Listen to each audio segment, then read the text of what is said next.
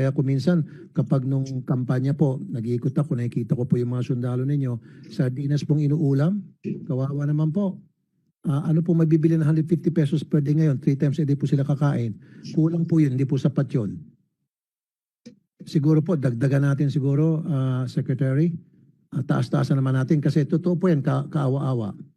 Panahon pa po ni President Fidel Ramos, gano'n na po yung subsistence allowance hanggang ngayon, baka naman po pwede natin taas-taasan. Kulang po yun. Magkano po mabibili ng 150? In fact, kung akong tatanungin 150, wala pa siguro yan. Hindi pa tayo makababili ng magandang hamburger niyan. Makatikim man lang sana yung sundalo natin mga masasarap na pagkain kasi sila po yung nagbabantay sa atin. Nakakatulog po tayo na mahimbing sa gabi dahil knowing na nandun sila, binabantayan tayo tapos ginugutom po natin sila. Baka pwede naman, Secretary, taas-taasan po natin.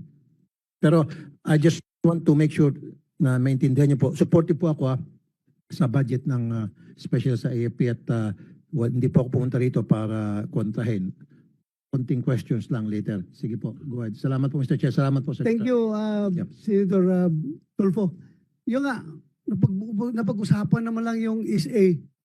It's about time siguro na dagdagan natin, 150 pa rin hanggang ngayon. Mr. Chair, yes. 150 per day po ito.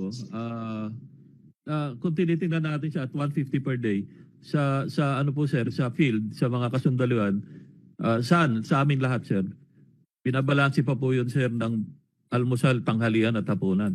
Magkano yung... Alam mo yung sundalo, Yes sir. kahit bigyan mo yan ng 50 a day, pagkakasahin yan, kahit na imposible, gagawa ng paraan yan. Bigyan mo ng 100 a day, pagkakasahin yan. Gawin mo 150, pagkakasahin yan.